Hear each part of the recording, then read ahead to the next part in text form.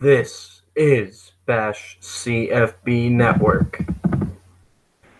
Basch here with the top 25 in week 8. Welcome in, guys, as we will just get started. Number 25 is going to be USC. USC has a very good resume that they are starting to build with wins against Washington State in Colorado. 2 impressive wins, 2 losses that are forgivable to a top 10 Texas team. We'll get to that in a second or in a bit.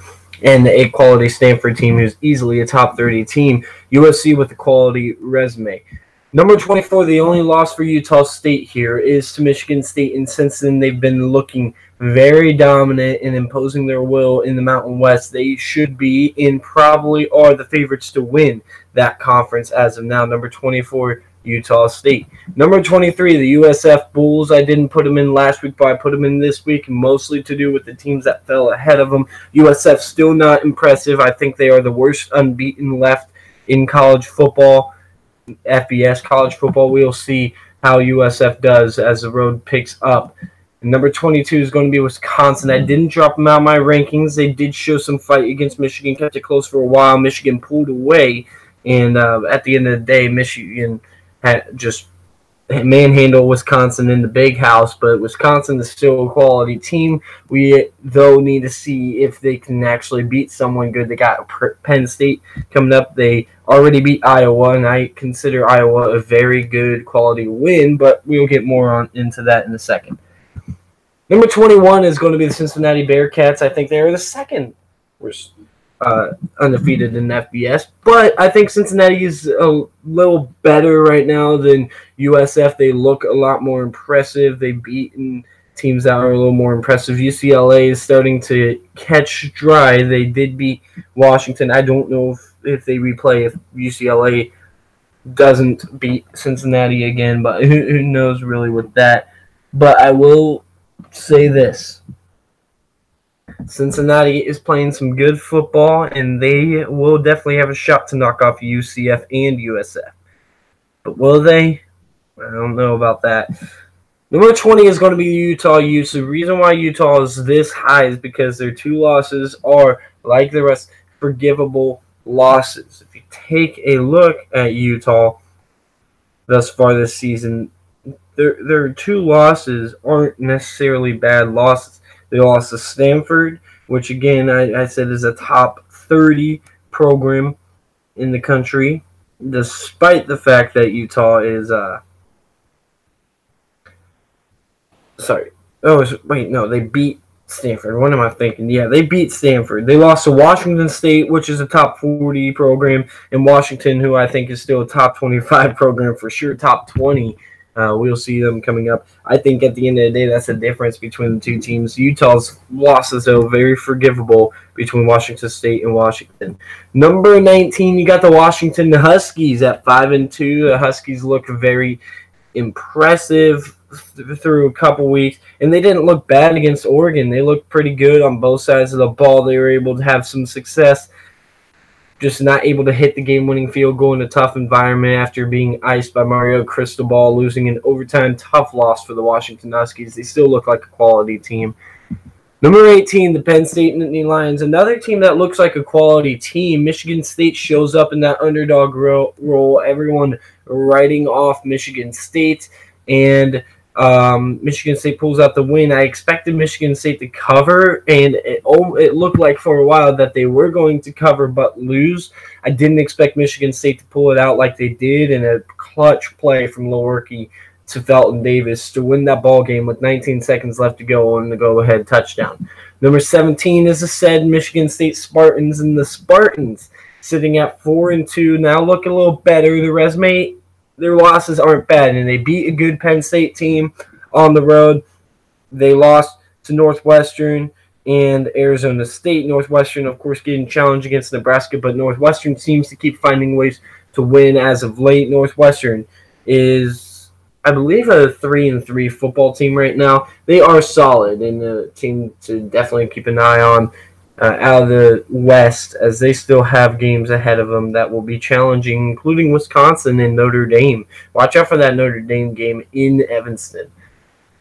Number 16, the Iowa Hawkeyes. Iowa sitting at 5-1 right now, quietly there. But I think that you give them a very good quality win against Iowa State. I think they should have beat Wisconsin, and they were the better team on the field against Wisconsin. Kind of shot themselves in the foot with a couple of drops and a deflection where it should have been caught by the wide receiver in the hands of a Wisconsin defender. That kind of sealed that game up a few weeks back, but Iowa's still looking good.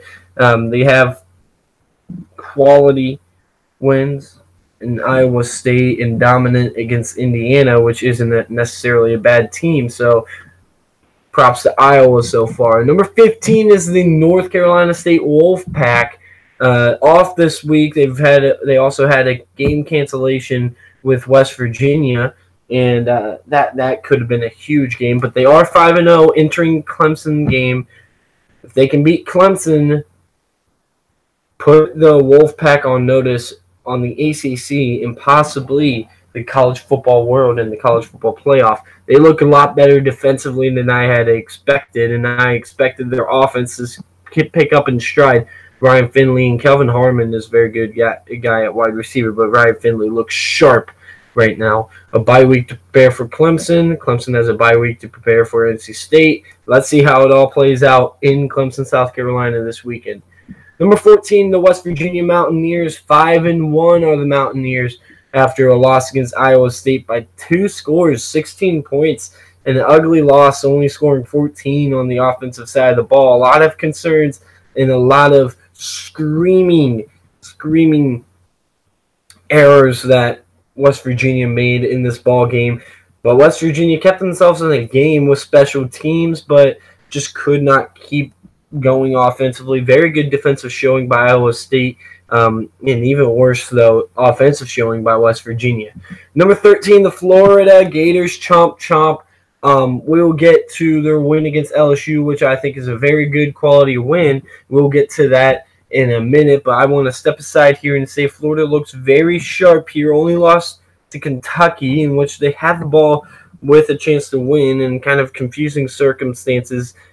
Kentucky scores and seals the ball game up there late in that one, but Florida looking very good as of late. They were finding a way to win against Vanderbilt, who gave them their best shot.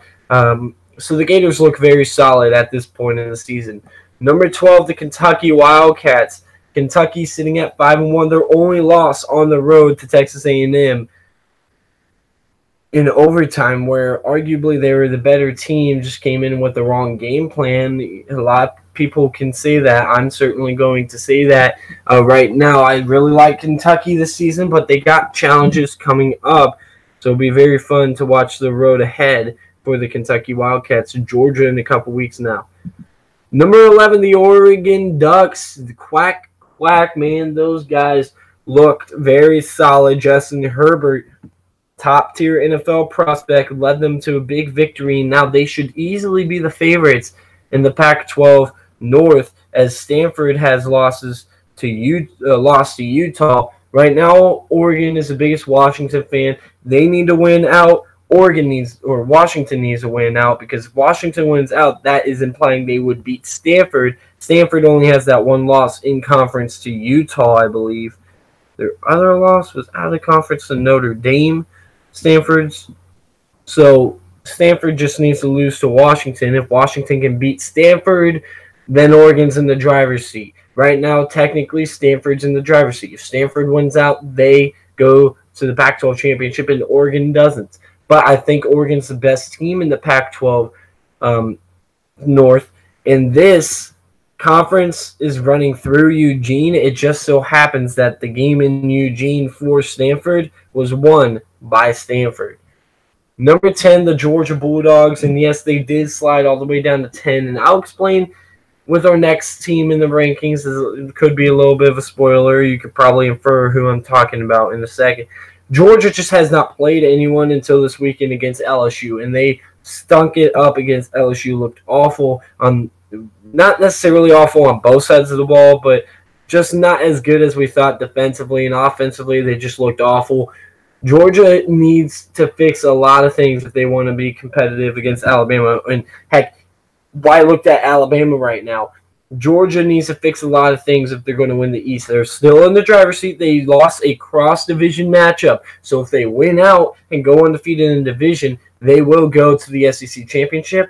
But they do have Florida, Kentucky coming up. Those two games are going to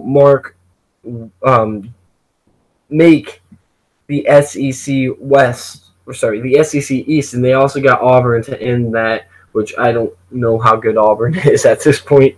But number 10, Georgia, they got a lot to prove to us in the upcoming weeks.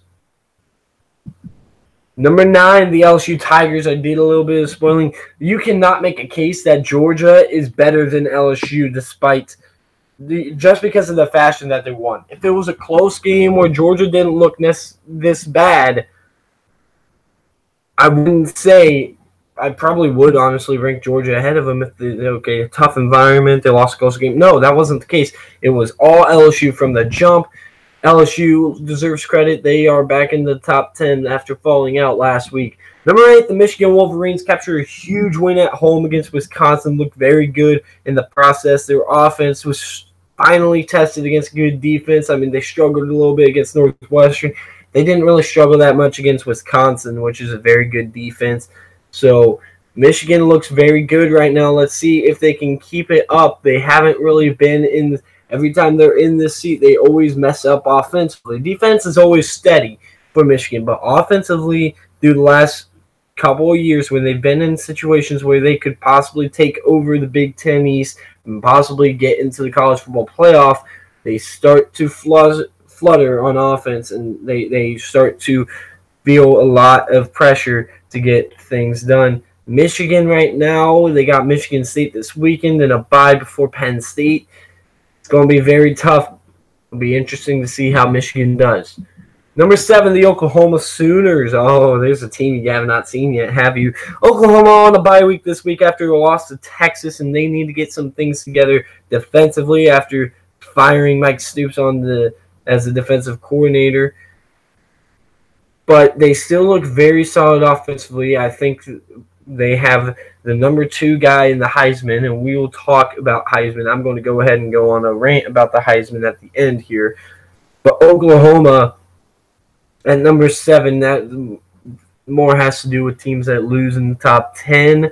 They didn't do anything this week, but we need to see improvement from their defense, or else they're not going to win the Big 12 at all, as they could possibly be facing off against Texas again in a neutral site. This time it's going to be a couple minutes down the road in Arlington instead of in the Cotton Bowl. Number 6, UCF. UCF found a way to win against probably the toughest opponent they will face in the American. Doesn't mean that they're going to walk to a win. I think Memphis is the toughest team that you're going to see in the American Athletic, though. Maybe USF has an argument, Cincinnati and Houston could have an argument there. I think it's really a toss-up between them, but I think Memphis is possibly the best team that UCF will face. However, there will be challenges ahead. UCF needs to just keep level-headed. They don't need to worry about where they're ranked in the AP poll or the college football playoff rankings. They need to just keep playing with that chip on the shoulder, us against the world type of thing. We need to prove everyone wrong, knock off everyone on our schedule, and whatever shot the committee gives us, that's what we're going to take. Number 6, UCF. I think they need to be in serious consideration for the college football playoff if they continue on the streak. Number 5, the Texas Longhorns. Texas has an impressive win against Oklahoma. TCU, I think they drop. I think they're barely a top 40 team, but I think they are a top 40 team nonetheless. Looked terrible on Thursday, so I don't really know how good of a win you can call that. You can call Oklahoma a good win, though, and Maryland a bad loss. I don't know. Texas just looks really good.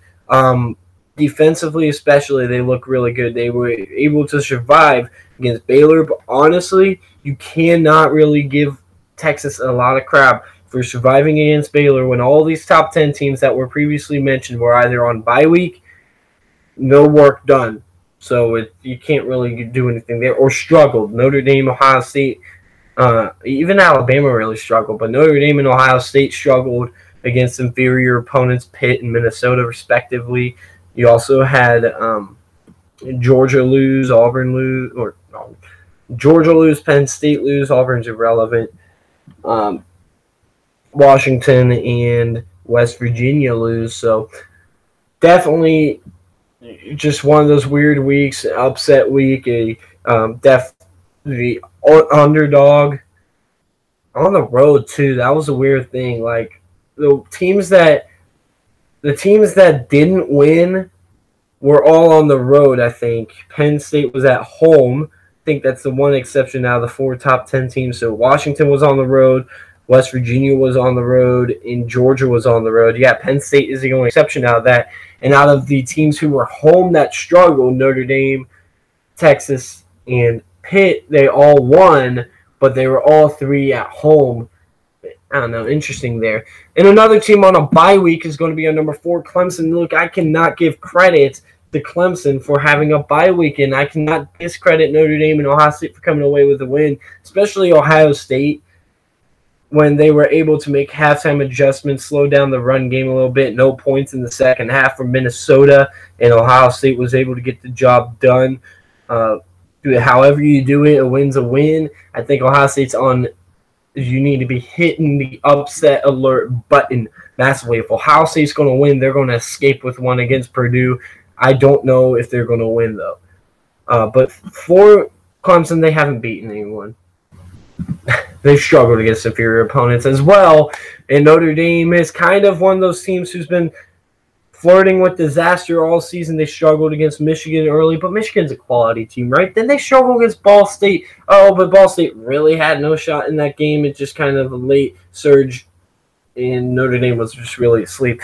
The one that caught my eye was Vanderbilt. They really should have lost against Vanderbilt, but they didn't. But then they go on to dominate Wake Forest and pull away from Stanford in second half domination against Virginia Tech. How good Virginia Tech and Stanford? I give you a quality win there. But how good is Virginia Tech exactly? We saw them go down to the wire against a very bad North Carolina team.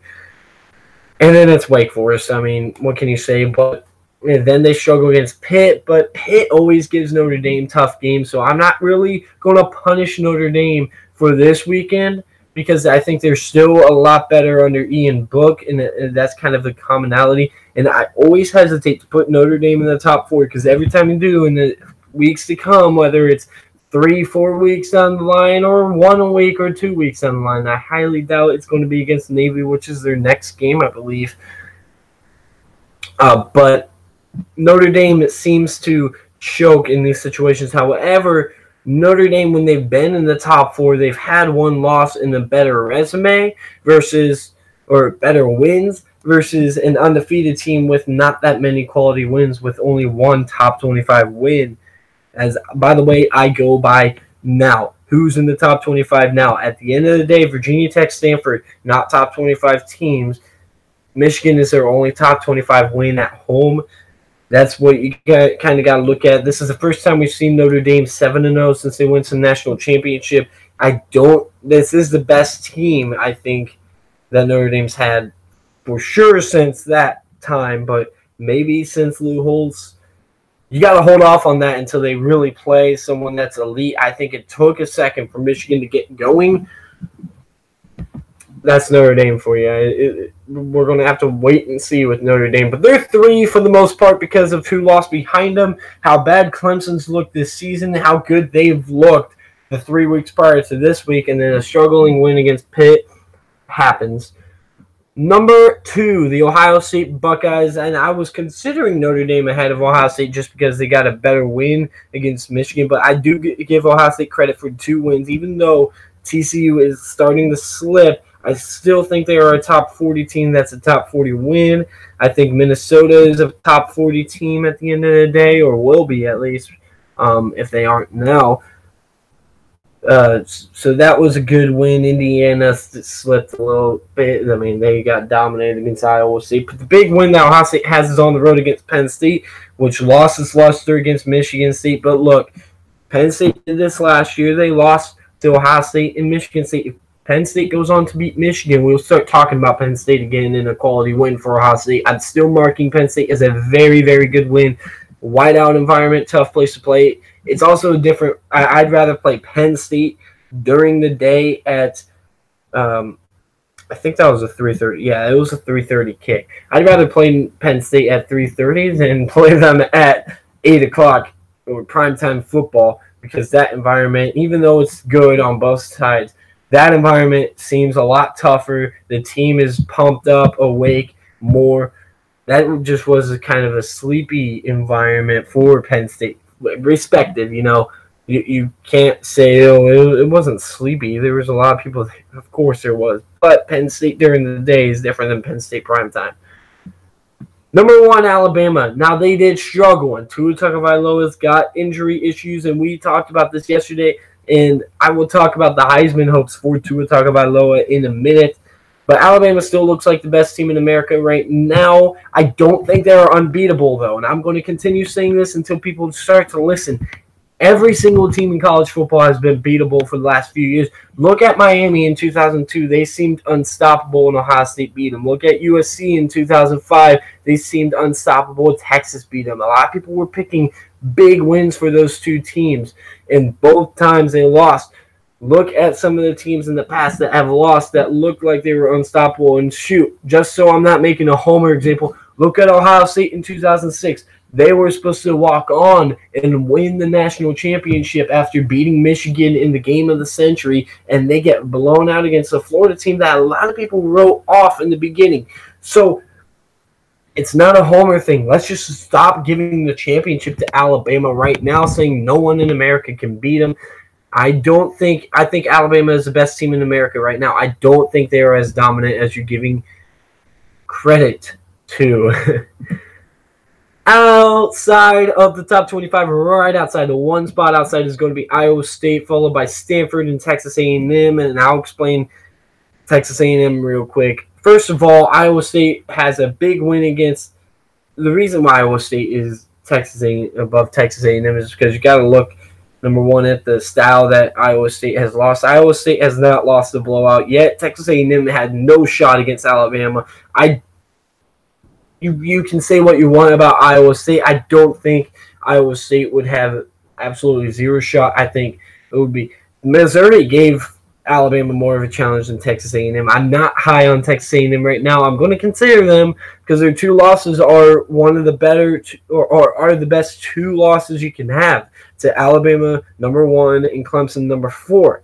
But, however, Texas A&M and Texas A&M also had a big win against Kentucky. But, however, Texas A&M has yet to really impress me. This week was supposed to be, if they were going to impressively beat South Carolina and go on and whip their behinds, and they'd be in my top 25 right now, but they were really underwhelming against South Carolina, kind of survived against South Carolina.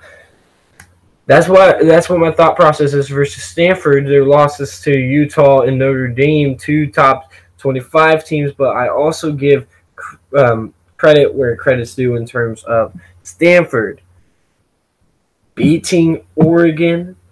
I think Oregon's a more of a quality win than Kentucky right now, especially in the style that they did. They were able to come back to win versus Texas A&M.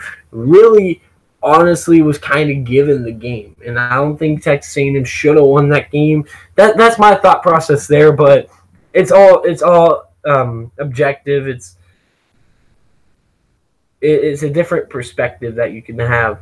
But Iowa State there, I think the styles again that they lost. They lost to Oklahoma by 10. They have not lost a blowout game. They lost close game against TCU, and they lost a close game to Iowa. And all of those teams are in the top 40.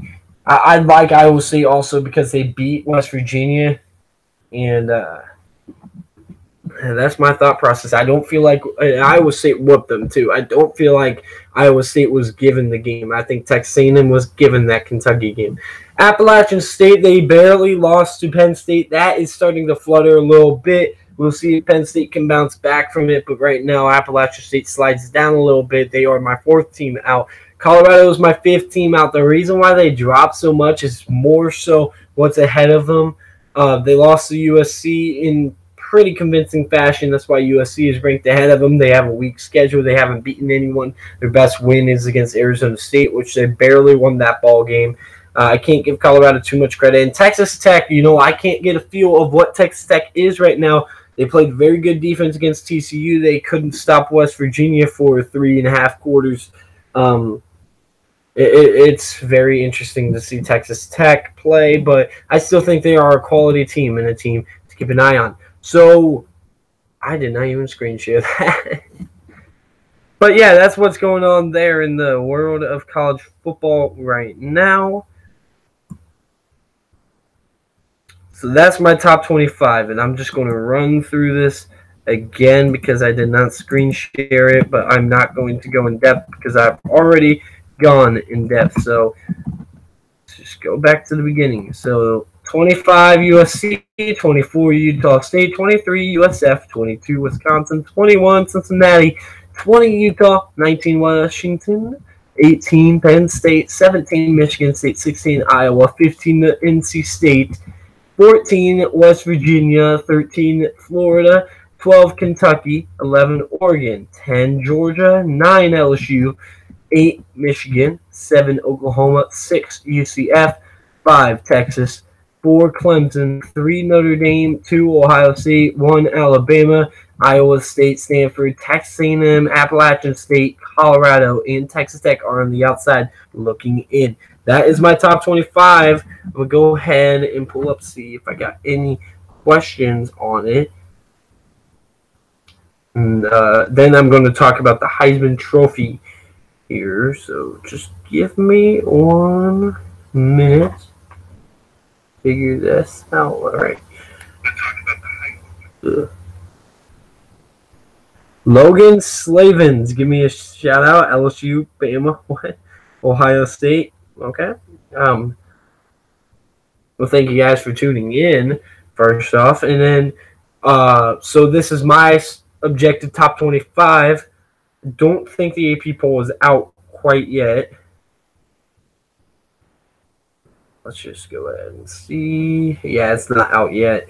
USA Today is out, though. USA Today has 1 Alabama, 2 Ohio State, 3 Clemson, 4 Notre Dame, 5 LSU, 6 Georgia, 7 Michigan, 8 Texas, 9 UCF, 10 Oklahoma, 11 Oregon, 12 Florida, 13 West Virginia, 14 Washington, 15 NC State, 16 Penn State, 17 Kentucky, 18 Texas A&M, 19 Wisconsin, 20 USF, 21 Cincinnati, 22 Iowa, 23 Washington State, 24 Stanford, 25 Colorado, with Miami, Mississippi State, Michigan State, San Diego State, Duke, Appalachian State, Utah State, and Utah all receiving more votes. USC also all receiving more than 20 votes. I do not agree with that at all, but I'm not going to get into that right now. So Heisman, all right, let's just really talk about the top 3, because at this point I think it's a 3-man race, and I think if we're inviting these players to New York today, right now we'd only invite 3 people. That is Tua Tagovailoa, no specific order. Tua Tagovailoa, Kyler Murray, and Dwayne Haskins. Those are the 3 guys I think that would be invited to New York if the Heisman Trophy ceremony took place today. A lot can change in the next month and a half before we decide to announce who's going to be in New York for the Heisman Trophy ceremony. But those are the 3 players. And right now, this is how I stack it. And it's really close. So don't go off. I think all these players are great players. If you put them in 2012, all 3 of these players would beat Johnny Manziel. And if you put them in the year before, all 3 players would win the Heisman as well. So this is a really good class where most years one of these players would win the Heisman. This is the greatest Heisman class I can recall. But I got to go 1 Dwayne Haskins. And this is why I got to go with Dwayne Haskins. And number 1, Haskins has that big road win against a quality opponent that you're going to have to give credit to him for getting that win that Tua Tagovailoa has yet to get. And again, you still got to wait for that to happen. But look at his insane stats. He's a 72% completion percentage on the 3%, 12 touchdowns, 4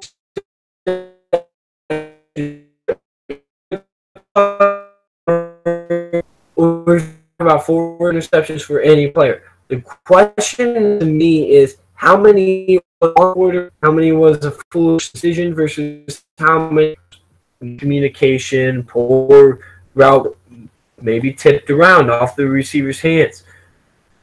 Well, it's quite simple. Dwayne Haskins had 2 picks against Indiana.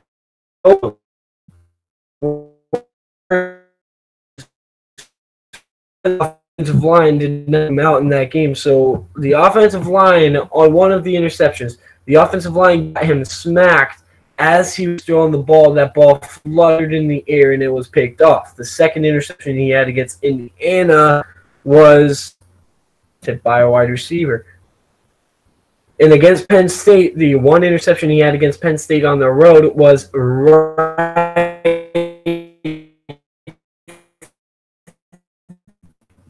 interception he had an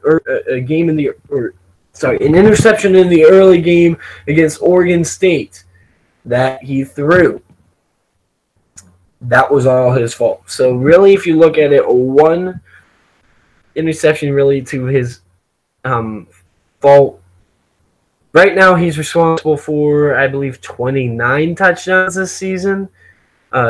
28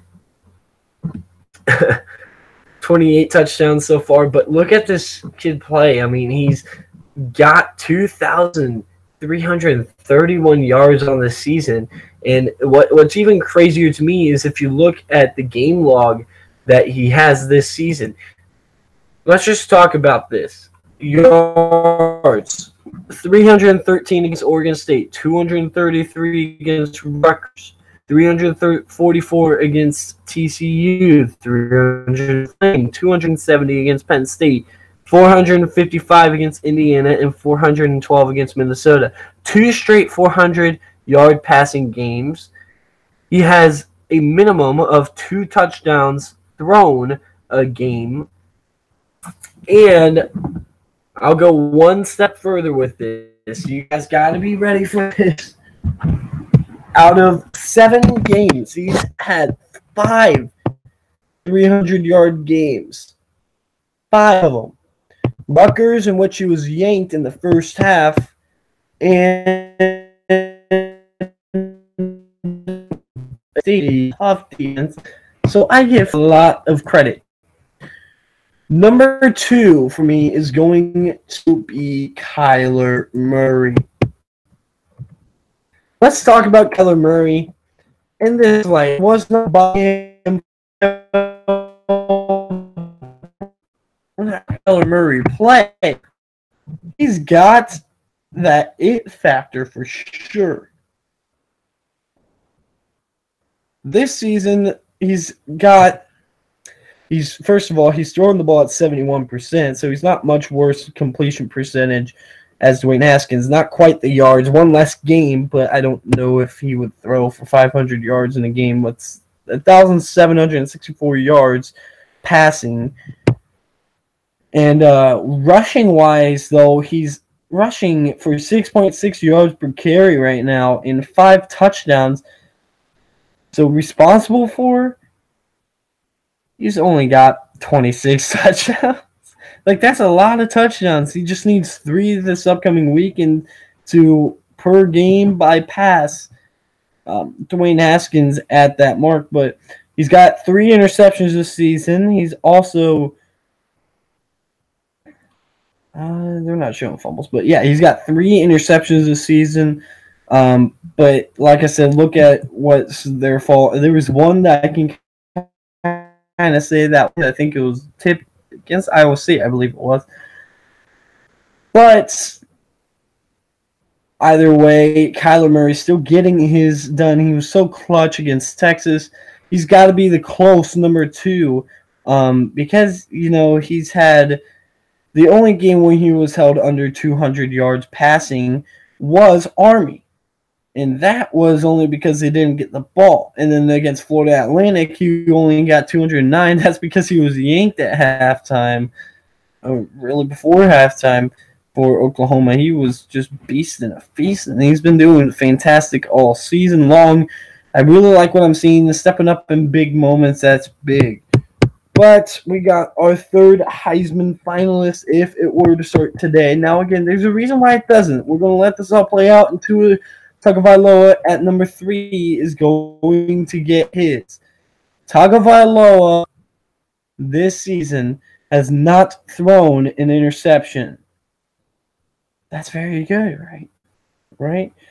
Well, first off, he's playing half of games. He has yet to play a fourth quarter, and yesterday he would have played a fourth quarter if he was healthy, but he wasn't. That also a little bit hurts him, in my opinion. He also did not look great against them last night, but he's throwing a little less of a good percentage as Dwayne Haskins, only about 0.4% under Haskins. Sorry, about under Haskins right now at 71.5, which isn't bad. That's great. 1,760 yards, 21 touchdowns to 0 interceptions. Very efficient. I don't care about QBR as much. He did not throw an income against Louisiana, against Arkansas. He had about 60 every single game against injury. 12 for 22, and you can use the injury as an excuse, but 12 for 22, pretty good. But I saw those by Tagovailoa, and he's really not getting enough meaningful opinion.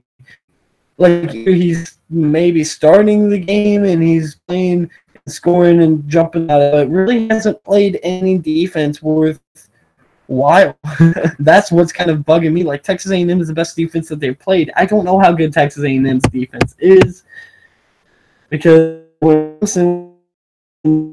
ball air, Texas A&M lost. Well, Clemson was able to move the ball better. But I will give him credit. Like I said, he's playing fantastic football. This last week made him slip from 1 to 3, and as I said, and this is the last thing I'm going to say, then we're going to go. Tua Tagovailoa, Kyler Murray, Dwayne Haskins, that between the three is very narrow. Thank you for tuning in. Really appreciate it. I'll see you guys later. This is the top 25 rankings for the Basch Sports Poll on Basch CFB Network.